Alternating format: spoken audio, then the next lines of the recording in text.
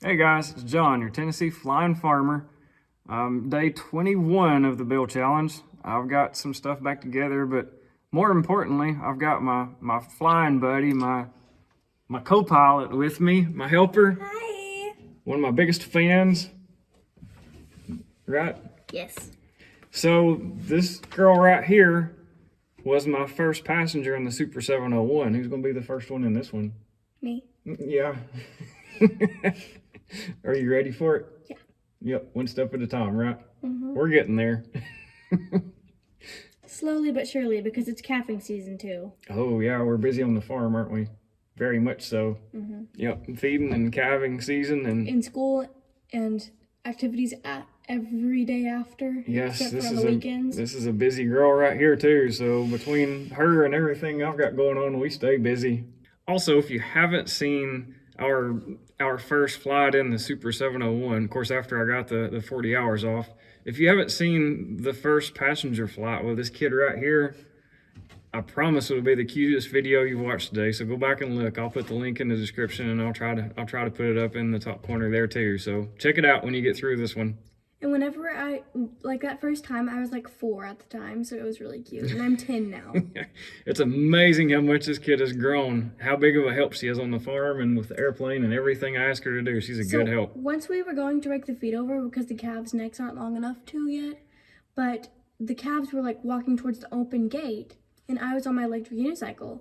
So I was like riding like as fast as it would go, chasing, like trying to race the calves, and I got there 2 seconds before they did. I was just like, forget about this thing. It was close, wasn't it? This kid's a good help.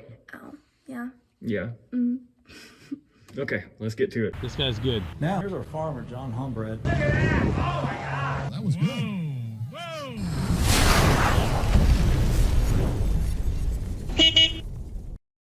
Okay, guys, I just got a little bit done today. Mostly reassembling stuff, putting the windows, trim pieces, and all that back on. But I did get just a little more work done on the trim.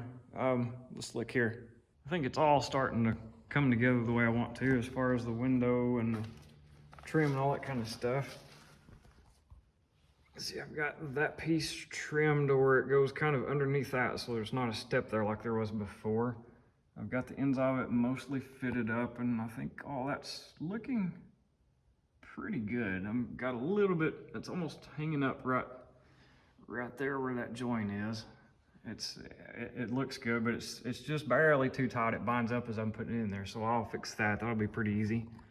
I've got this door sill piece trimmed and fit in for both sides. This is what the door basically swings back against that, and there's a rubber trim that fits on top of this back flange.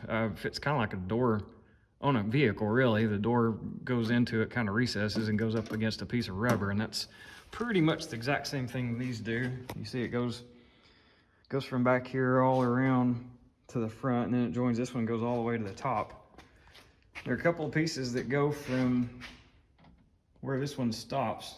There's a piece that goes from there all the way up to the top. Well, I guess it really kind of stops right there on the back. I haven't got that one totally trimmed out and ready yet. But anyway, the windows I think are really coming in there the way I want them to. I've got all that stuff from the other day actually kind of trimmed to fit. That's pooched out just a little bit, but it's not because it's trimmed wrong. It's just because that rib is stuck out just ever so barely.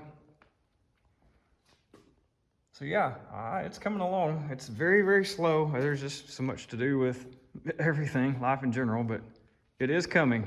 I am excited about the visibility for this thing. I think it's going to be just almost second to none. I mean, it's just, everything is so open on this thing. When you get the balloon door windows on it, and you can see the panels, it doesn't limit any of the visibility really. It's pretty impressive. I'm excited about the visibility from this thing. It's going to be just even so much better than my Super 701, and it's been incredible. So I've spent just a little bit of time. I'm still studying and trying to figure out exactly how I'm gonna make this cabin heat work, and I've got the idea, and I've almost got it all laid out in my mind. It's just a matter of getting it, actually some pieces cut out and bent and some stuff measured.